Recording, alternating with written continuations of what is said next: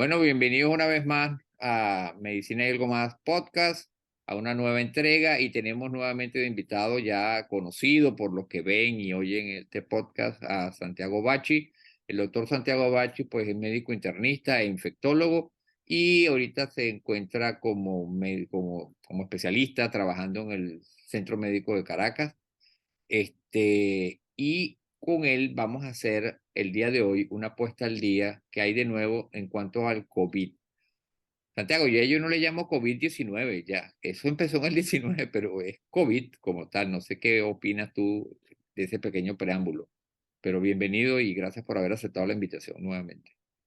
Y bueno, ya estamos en el tercer año de la pandemia, que la gente pensaba que iba a durar menos. Recuerda que la pandemia de la gripe española, mal llamada española, de 1918, duró menos. Ya a los 2 años y medio ya prácticamente no tenía pandemia. Y esto significa que la gente ya tiene 3 años oyendo esto. Los médicos tenemos 3 años actualizándonos. Yo hace 2, 3 meses estuve de vacaciones, dejé más o menos de leer algunas cosas porque dije, bueno, estoy ya ojeando. Resulta que yo en enero hay otras cosas, vacunas diferentes, etcétera. O sea que los médicos tenemos que todavía, al tercer año de la pandemia, estar encima de estos detalles, ¿no? Aunque sí pareciera que ya gran parte de la población se le está olvidando que hay pandemia, y tú lo ves cuando hay pocos uso de mascarillas en la mayoría de las personas en los sitios públicos, sigue, y esto lo vamos a hablar más tarde, siendo un problema importante para ese grupo que está en desventaja, ¿no? Que está vulnerable. Ahora bien, fíjate, yo te pregunté el año pasado, cuando hicimos esa puesta al día para el año 22, que era una variante, pero ahorita además de eso te voy a preguntar qué es una variante y qué es una subvariante. Bueno, como dijimos la otra vez que me preguntaste eso, todos los virus mutan, ¿no? A medida que el virus va transmitiendo de persona a persona, saltando de persona a persona, una de las cosas que hace es que muta y es diferente al virus original de Wuhan, ¿no?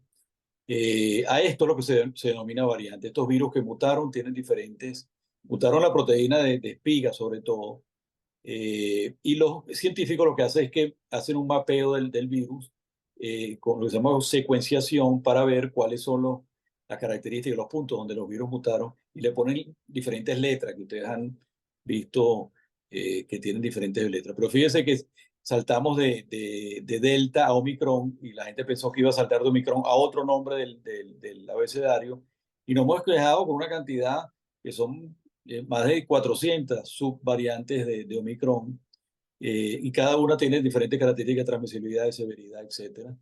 Y esto parece no tener fin, porque es tanto el Omicron ha demostrado ser la variante que más tiene divergencia, o sea, más se ha mutado a diferentes subvariantes o sublinajes, que también lo llaman.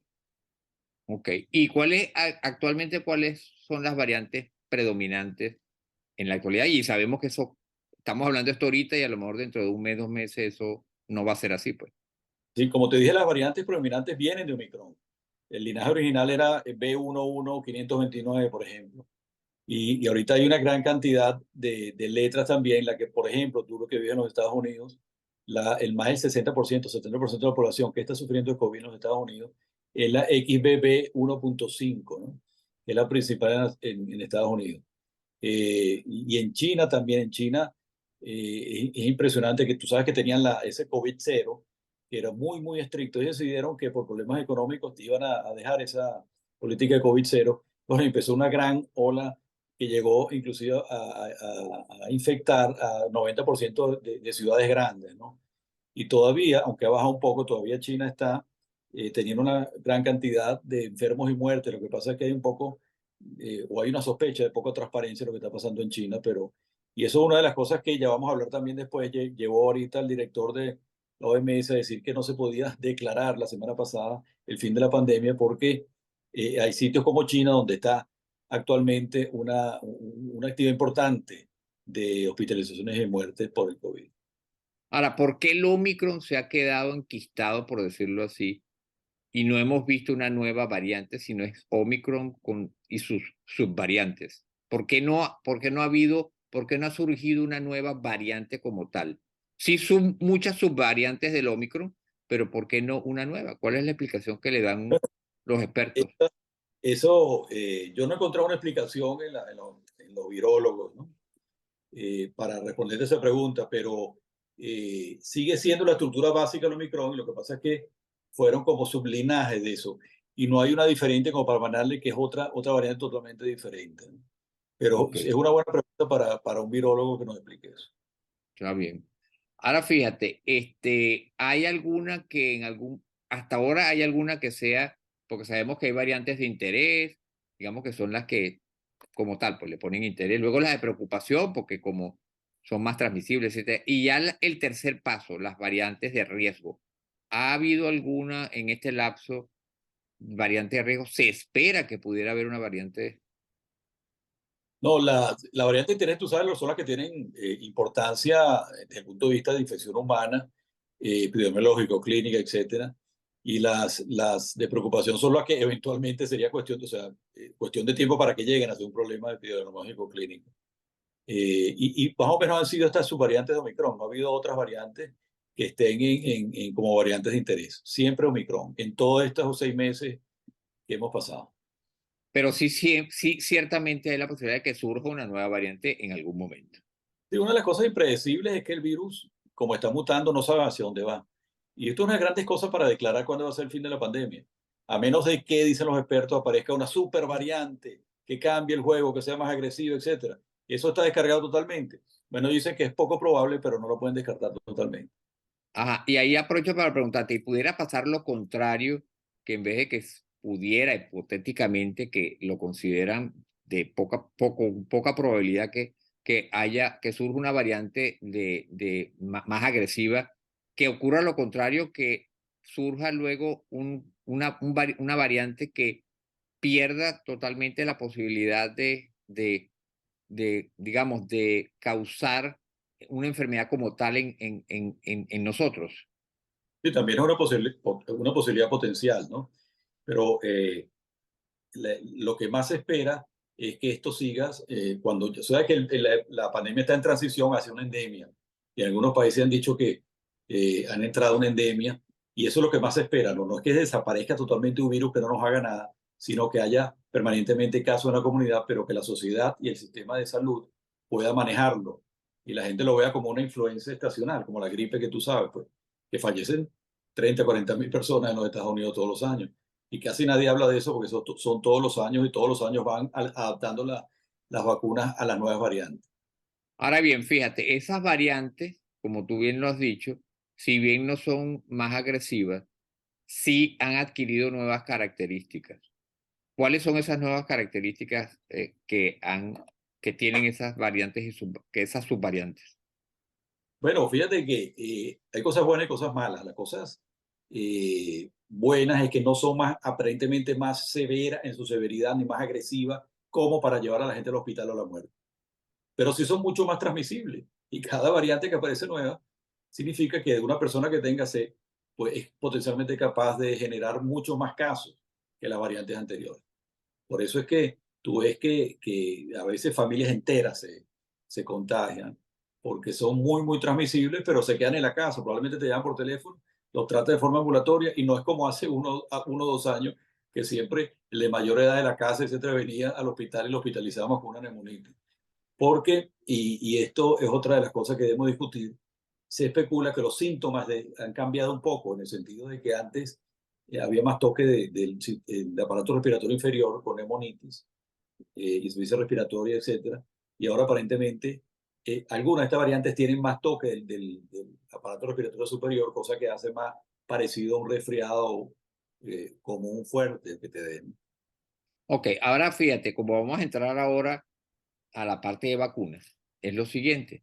Parte de esos cambios que le ha conferido las mutaciones que hacen que aparezcan nuevas subvariantes es también el poder, digamos, evitar, ¿verdad?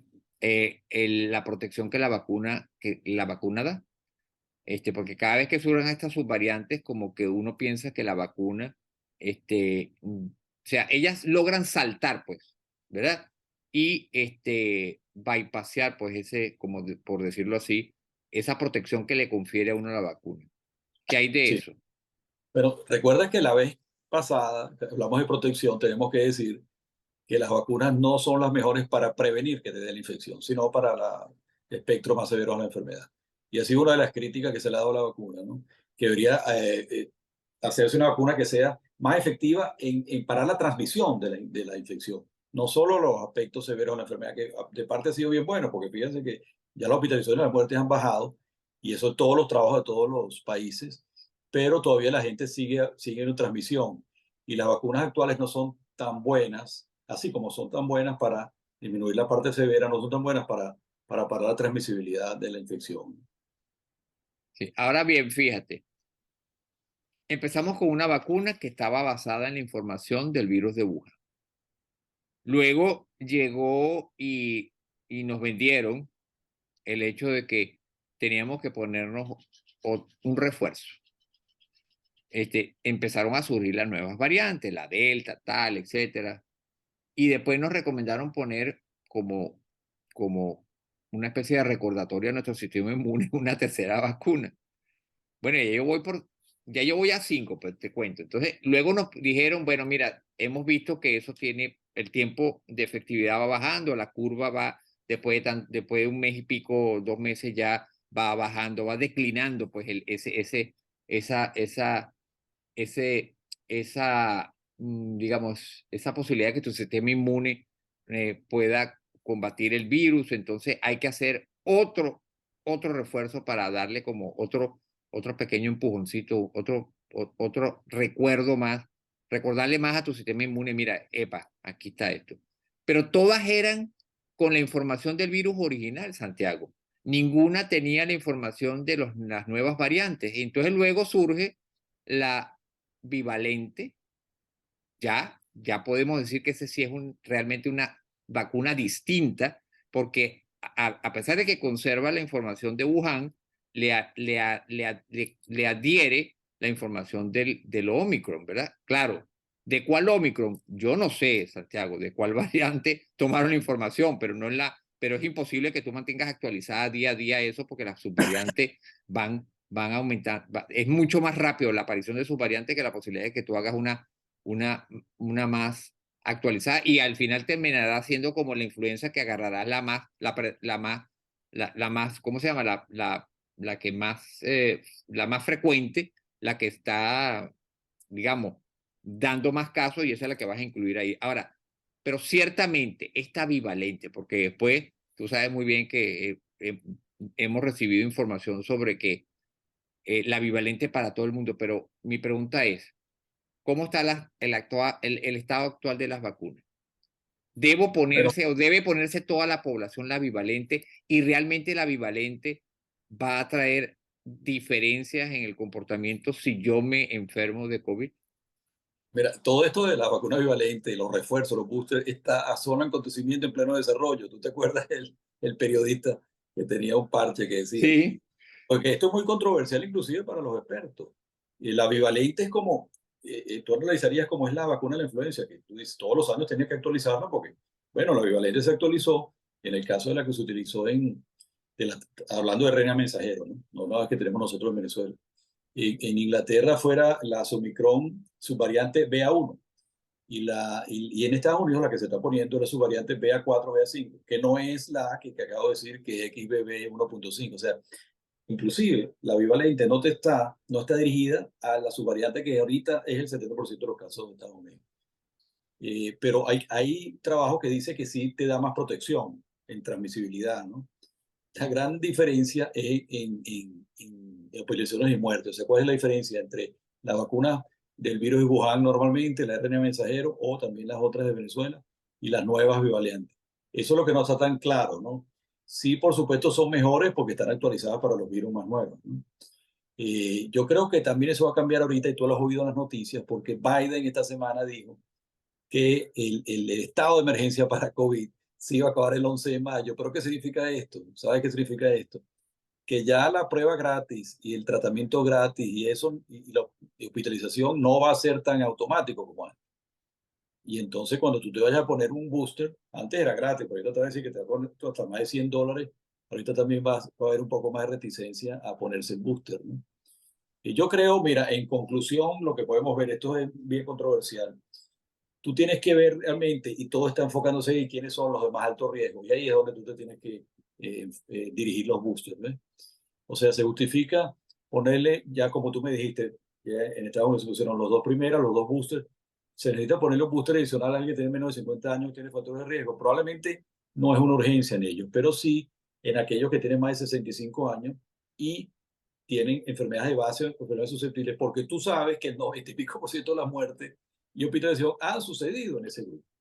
Entonces, en ese grupo sí debemos insistir más porque eh, tú necesitas muchas menos vacunas para prevenir una muerte y una hospitalización. En cambio, en menos de 50 años necesitas tener como, no sé cuánto, medio millón de dosis para prevenir una hospitalización, que no es costo efectivo, ¿eh? Y esa es la discusión de ahorita, pues probablemente aquel paciente que tiene 45 o 50 años es sano y tiene 4 vacunas, ya no es necesario por ahora ponerse más vacunas, ¿entiendes? Ahora bien, Ah, fíjate, disculpa, dime. no, aquel que tiene 70 años y tiene 4 vacunas, o sea, estoy hablando de 2 vacunas iniciales, 2 boosters, y el booster se lo puso hace 8 meses y le ofrecen un tercer booster, probablemente sí vale la pena ponérselo, ¿entiendes?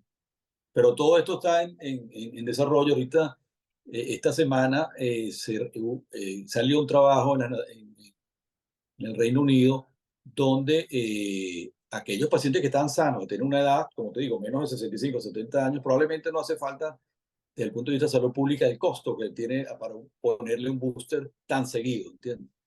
Y Entonces, ajá, dime. aquí el CDC la semana pasada están empezando a discutir el hecho de dejar ya están viendo a ver si es la recomendación que van a dar, dejar como la influenza, pues, una vacunación cada año Eh, actualizada. eh, Y quizás dos para ese grupo que tú dijiste de riesgo. Uno para la población general y dos con un refuerzo, por supuesto, para la población de mayor riesgo. Eso se está discutiendo en CDC. Lo que quiere decir que yo pienso que es una idea como de crear un poco más de no normalidad, sino que de aceptación, pues, de decir, bueno, ya esto llegó para quedarse y esto va a ser como una influenza, cada año va a haber que vacunarse y los grupos de riesgo probablemente van a tener que vacunarse con una primera y un refuerzo después, como hay muchas acá que se ponen así para las personas de más de 65 años y de riesgo. Y no sé, probablemente vamos a esperar a ver qué dice el CDC. Ahora fíjate, lo otro donde inciden estas subvariantes es sobre el tratamiento antiviral. ¿Cómo ha incidido esto en el tratamiento ya como tal? Pero mira, lo que han evaluado, por lo menos ahí, tú sabes que aquí solo tenemos molnupiravir en Venezuela, ustedes tienen Paxlovid también, y también tenemos molnupiravir, pero por supuesto como menos efectivo que el Paxlovid se utiliza menos. El Paxlovid funciona, en vez de apuntar el efecto sobre la proteína espiga del virus, funciona sobre otra proteína, la proteína M. O sea que probablemente los expertos dicen que esta proteasa no ha mutado como ha mutado la proteína espiga, por lo que Paxlovid debería ser efectivo aún con esta nueva variante de un sublinaje de Omicron, ¿no? Para el molnupiravir salió un trabajo en Lancet de enfermedades infecciosas y dice que el molnupiravir tiene un efecto antiviral mucho más moderado comparado con el Paxlovid, ¿no? Y no es concluyente llegar, o sea, no hay una conclusión definitiva. Y nosotros lo que recomendamos, en lo que nos están oyendo en Venezuela, el molnupiravir no es para todo el mundo. Y repito, debe ser para pacientes ya de más alto rango de riesgo, no ponérselo a cualquier persona que tiene COVID, ¿entiendes? Probablemente una persona de 50 años sana tal vez no se justifique darle el molnupiravir, ¿no? Eh, y el molnupiravir también es controversial, pero es lo único que tenemos. Y anecdóticamente mucha gente dice, doctor, después del molnupiravir me sentí mucho mejor, porque mejora al principio los síntomas, etcétera. Probablemente no disminuye tanto como decían, 30% de la hospitalización, pero es lo único que hay. Y la gente, tú sabes que a veces te presiona para decir, bueno, doctor, ¿qué es lo que está disponible para que yo me sienta mejor? Pero no es una bala de plata que llaman, que te va a mejorar 80%, disminuir 80% el riesgo de complicar. ¿Y cómo ves tú las vacunas en el futuro? ¿Tendremos una nueva vacuna? Quizás, no sé, por, vamos a a ponernos en una situación hipotética. En vez de una bivalente, una trivalente, pienso Bueno, yo, no sé, ¿tendremos en el futuro algo así? yo creo que las vacunas futuras van a mejorar y buscar que protejan sobre varios sitios y protejan también sobre la transmisión, no solo la aplicación de muerte, ¿no? Y ir mejorando eso. Lo que tú dices trivalente, todavía no aparece esta como la bivalente y la trivalente. Bueno, las vacunas chinas han dicho que tiene una trivalente. Inclusive antes de que apareciera el COVID había una trivalente de SARS, SARS-CoV-2, SARS-CoV-1 y MERS, que eso lo llaman trivalente. Pero yo no hay mucha literatura que hablen ahorita de una trivalente que siga la bivalente de RNA mensajero que tú viste. O sea, que quiere decir que seguiremos teniendo vacunados todos los años, como ya dijimos, ¿no? Yo creo que sí, sobre todo para pacientes con riesgo, ¿no? ¿Y qué hay como tú hablaste ya, qué hay del uso de la mascarilla, el lavado de las manos, distanciamiento social? Yo sé que además hemos hablado en otras ocasiones y fuera de cámara, como diría uno, que son medidas que por lo demás son útiles, que permanezcan, porque para estos grupos de Eh, riesgo siempre es bueno recomendarles que haya o no COVID por otras situaciones, por otras enfermedades, es bueno que mantengan el uso de la mascarilla en estos grupos, ¿no? sí, pero hay que ser realista y objetivo. En diciembre se hizo una encuesta en los Estados Unidos, fue una encuesta de qué pensaban, cómo se estaban comportando con mascarilla, todo eso que tú has aprendido. Y el 50% dijo que ya se les olvidó, que están haciendo lo mismo que hacía antes de que apareciera la pandemia.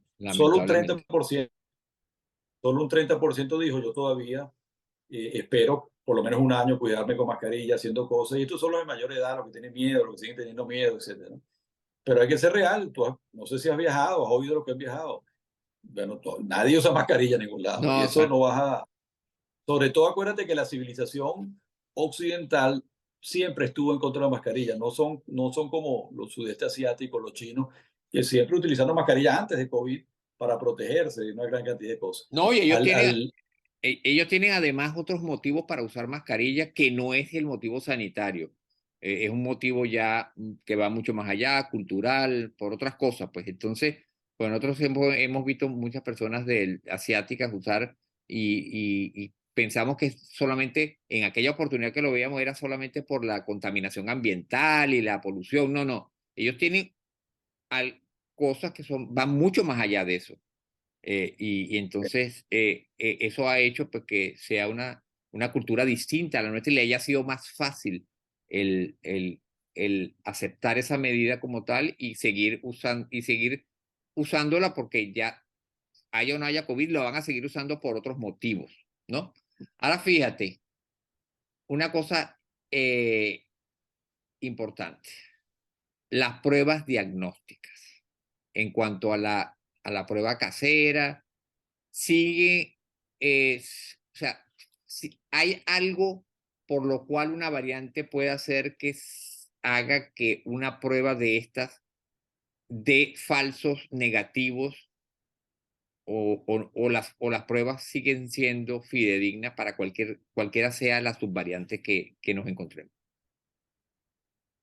Bueno, mira, hay una buena noticia que algunos, y tú lees que los expertos dicen que las pruebas siguen funcionando para las nuevas variantes, ¿no?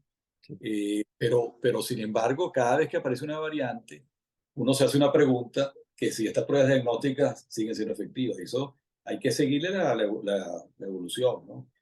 Eh, es raro que las variantes tengan mutaciones también en esa proteína, el nucleocápside, que identifica la prueba, ¿no?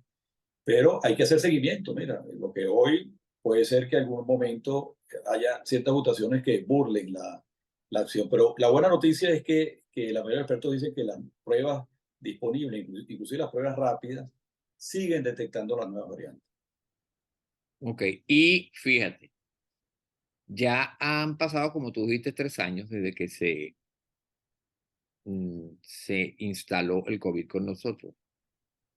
No es un tiempo para nosotros los médicos, no, y para lo que es digamos, la historia de muchas de estas enfermedades, no es mucho tiempo, pues es muy joven. Pero ¿qué hay de nuevo en cuanto a los efectos prolongados del COVID, el COVID prolongado y digamos que el crónico, pues?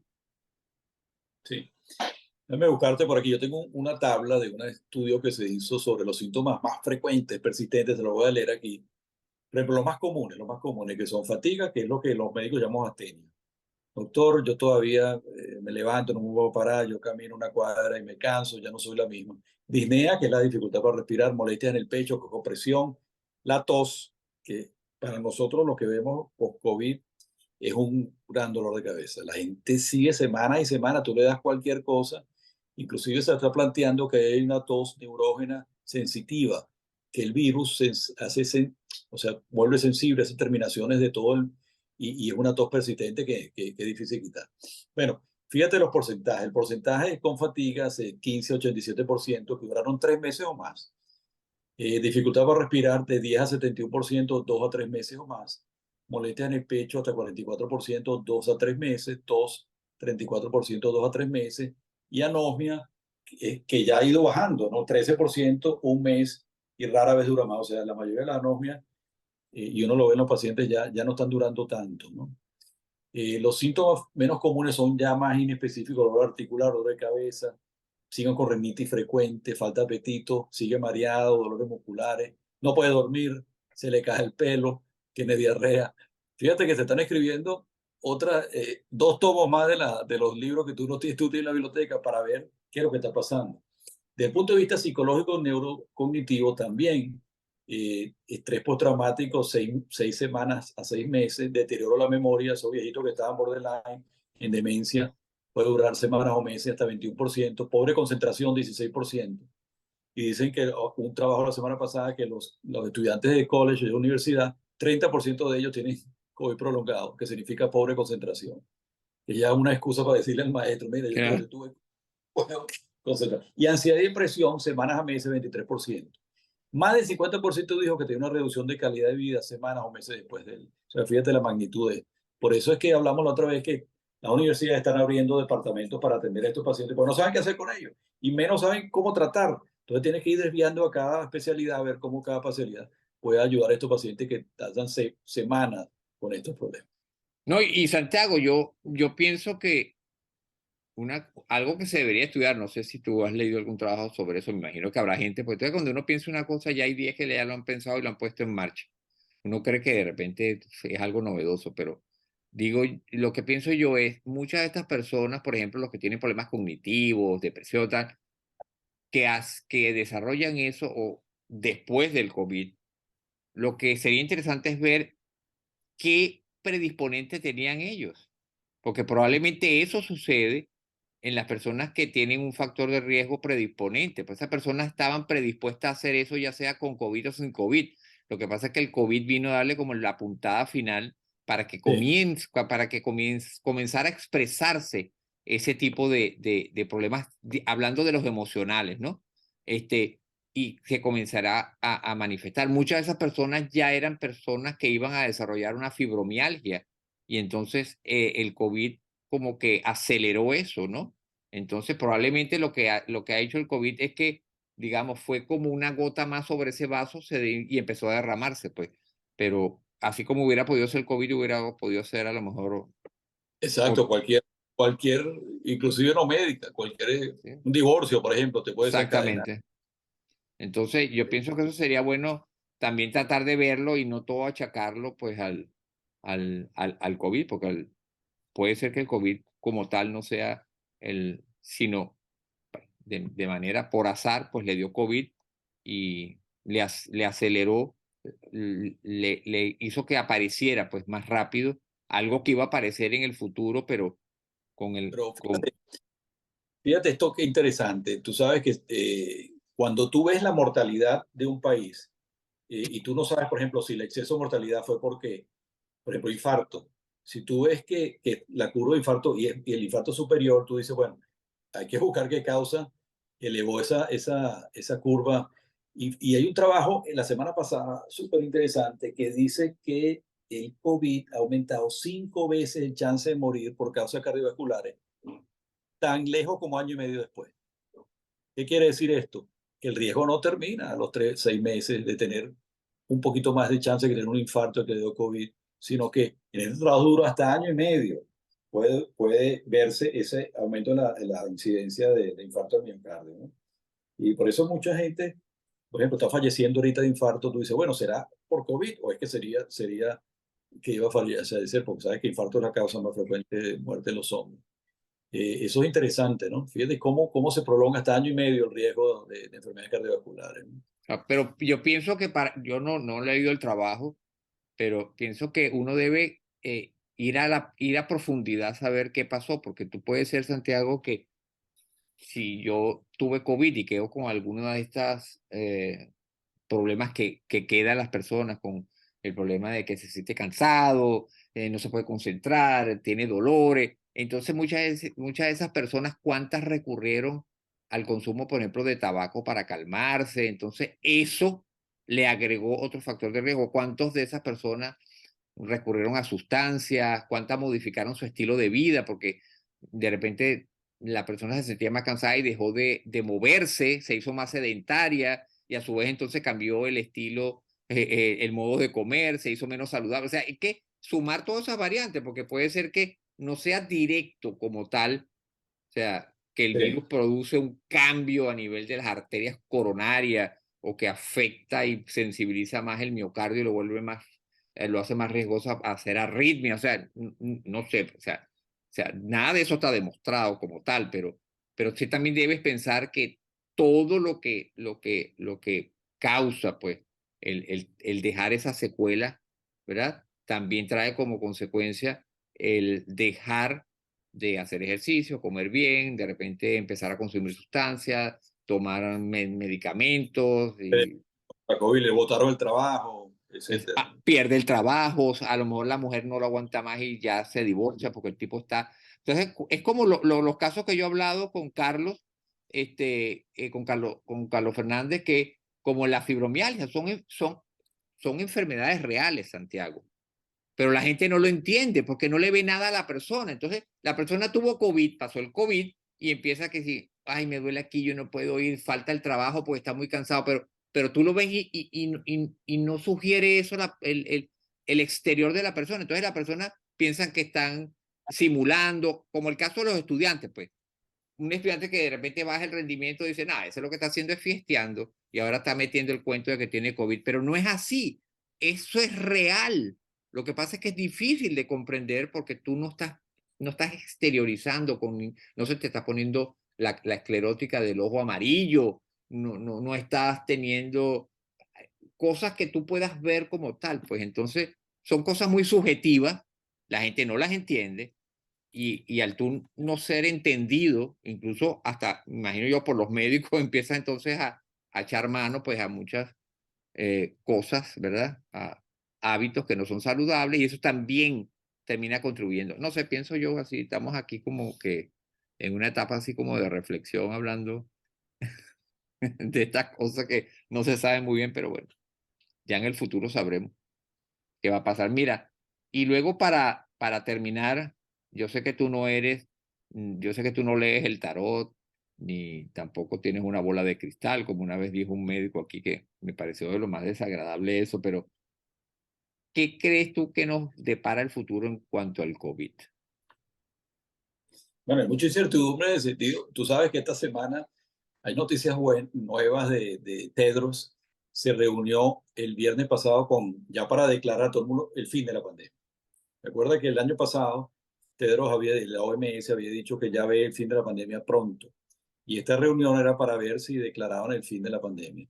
Y dijeron que no por la situación de China, por la complejidad y eso, pero que él era optimista y así fueron los que tenían esperanza de que este año él iba a declarar el fin de la pandemia. Y esto depende de cómo se desarrollen las variantes, esa inmunidad híbrida que tiene la gente de tantas vacunas y tantas infecciones acumuladas, a ver si las nuevas variantes. Acuérdate que el fin de la pandemia no va a ser el fin para todo el mundo, eso lo hemos discutido.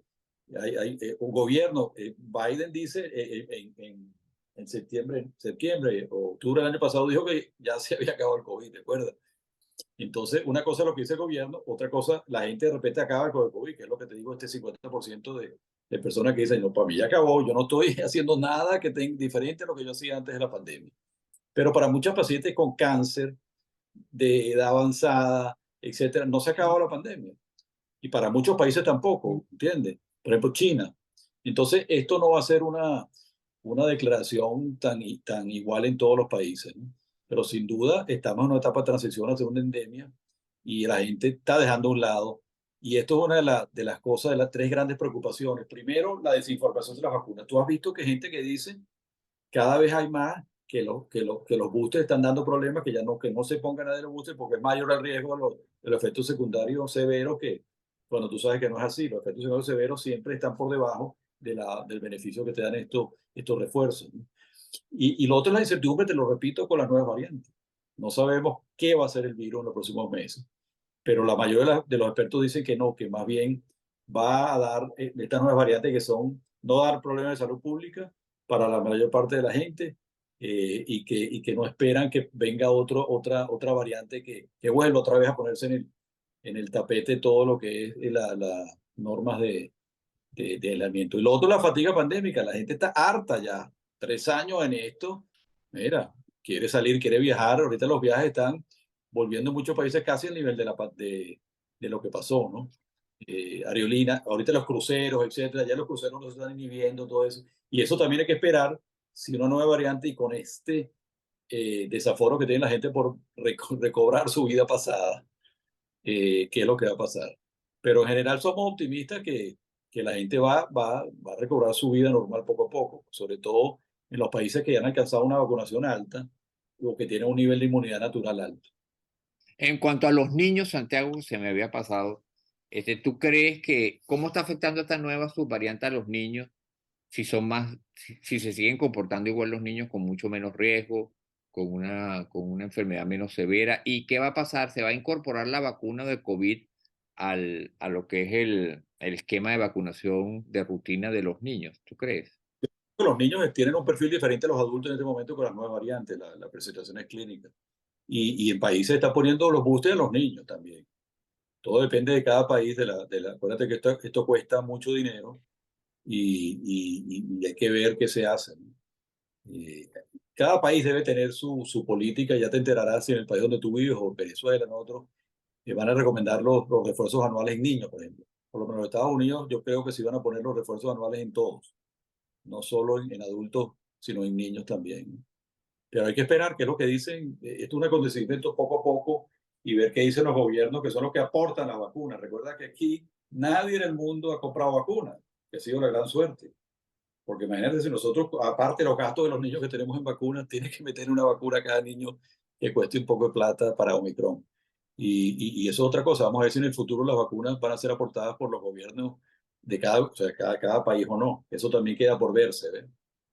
Y bueno, lo que sí es seguro es que las vacunas van a ser cubiertas por los seguros. De eso no hay ninguna duda, ¿no?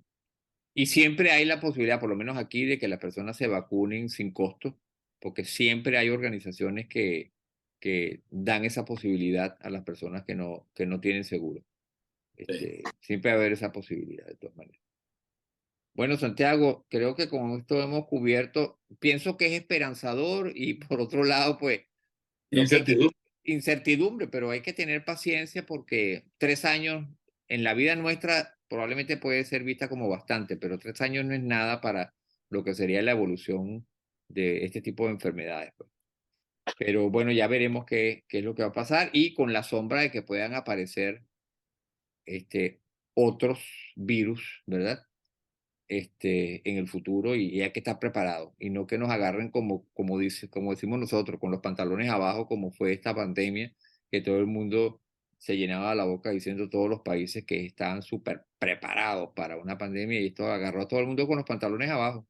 Tuvieron que empezar a ver cómo hacían. Mira, ya ha habido más de 6,5 millones de muertos en Estados Unidos, que son 300, 400 mil muertos. Mira, eso es un gentío. Y tú hablas con muchos amigos tuyos, cada uno tiene a alguien, un familiar, Sí, amigo cercano que falleció. ciertamente.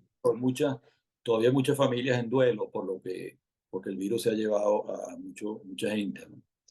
Y esto es importante, que no fue una cosa leve, Despreciable. que fue, y económicamente estamos ahorita, todas estas, aparte de la guerra de Ucrania, ¿no? Uno de los factores fundamentales es también toda esa resaca que vino con el COVID. Bueno, Santiago, agradecido nuevamente haber aceptado la invitación para Medicina y Algo Más podcast y quedamos pendientes para una nueva entrega con Santiago también en ella. Gracias. ¿Cómo no? Gracias por tu invitación de nuevo y saludos por allá. Cuídate del frío. Sí, señor.